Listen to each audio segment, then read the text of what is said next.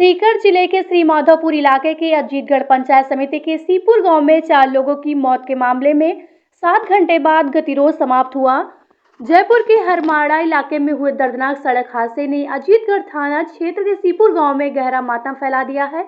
एक ही परिवार के 4 सदस्यों की मौत से गांव में कोहराम मचा हुआ है।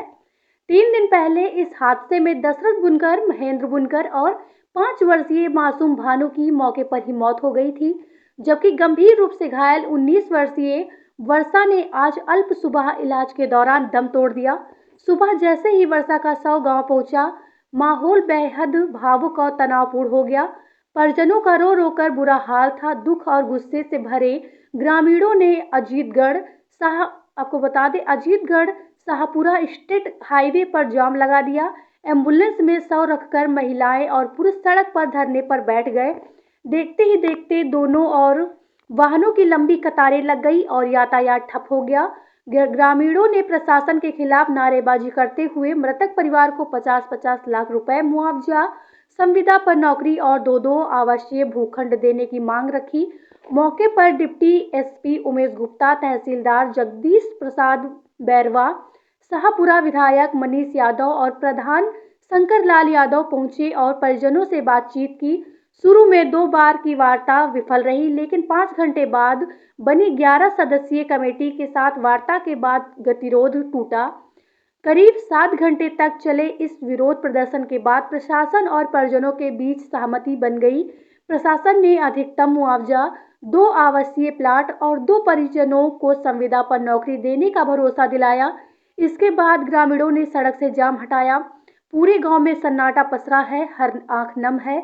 हादसे में न सिर्फ एक परिवार को तबाह किया, बल्कि पूरे इलाके को झकझोर कर रख दिया है। ग्रामीणों ने सरकार से मांग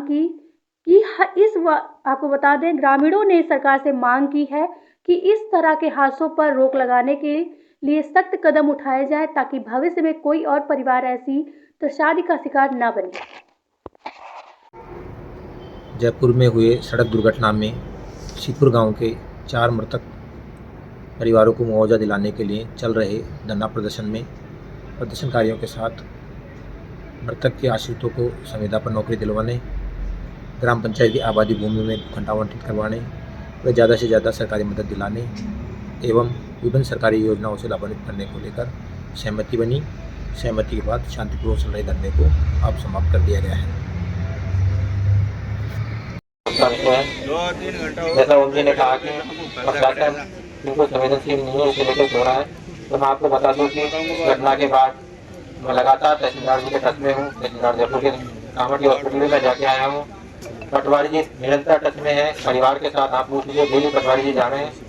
सभी डॉक्यूमेंट्स इनके कलेक्ट किए जा चुके हैं, जनाधार, आधार, बैंक पासबुक, वो सारी डिटेल्स हम लोगों ने कलेक्टर को भिजवा चुकी है। आयुष्मान दुर्घटना बीमा योजना या माँ योजना के तहत प्रति व्यक्ति को 5 लाख का प्रावधान है, लेकिन अगर मृतक व्यक्ति एक ही भामाशाह कार्ड से संबंधित है तो मैक्सिमम 10 लाख रुपए मिलते हैं। तो 10 लाख रुपए की इनको लाभ, पोस्टमार्टम रिपोर्ट आ चुकी है, FIR की कॉपी मेरे पास आ चुकी है और मृत्यु प्रमाण पत्र भी मेरे पास आ चुका है।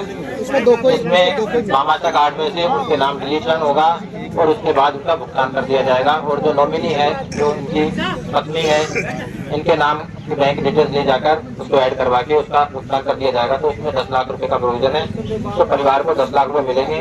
दूसरा, PM केयर फंड से 2 लाख रुपए प्रति व्यक्ति, 2 लाख रुपए प्रति व्यक्ति की घोषणा हुई है, तो 8 लाख रुपए उधर से आ जाएंगे, टोटल 18 लाख हो चुके हैं।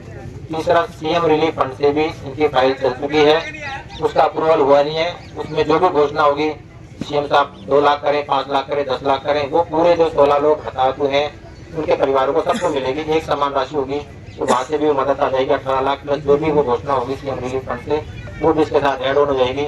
अभी मुझे पता चला कि ज्ञापन में परिवार वास्तव में बहुत गरीब है। पटवारी से मुझे रिपोर्ट प्राप्त हुई है और ये खाद्य सुरक्षा से लाभान्वित परिवार है।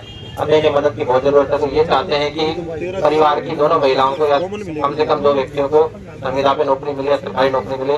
तो संविदा पे नौकरी के लिए हमें पता चला कि मंडूशा में आंगनबाड़ी कार्यकर्ता की पद खाली है, लेकिन आंगनबाड़ी कार्यकर्ता के लिए हमने पता किया तो जो पीड़ित परिवार है, या तो वो स्थानीय पंचायत से हो या पीयर पंचायत से हो, तो स्थानीय पंचायत इंदौरा में कोई जगह खाली नहीं है, इसलिए हम मंडूसा में वहाँ पे पोस्टिंग नहीं करा पाएंगे।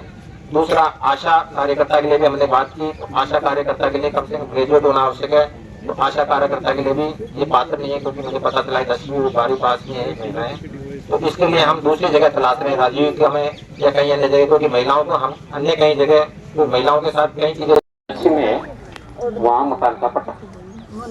मेरे हिसाब से ये बात तो ठीक है, उन्होंने कहा 150 200 250 गज होगी, ठीक है ना, ये बात तो मेरे हिसाब से समिति को फैसला करना।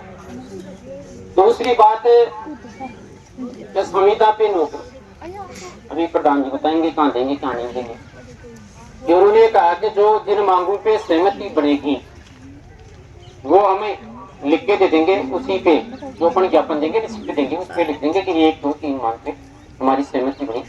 ये भी एक मकान के लिए ये प्रधान जी बताएंगे कि पंचायत समिति से किस तरीके से मकान बनाने के लिए दोनों परिवारों को ये कितनी सहायता देंगे, किस तरीके से देंगे।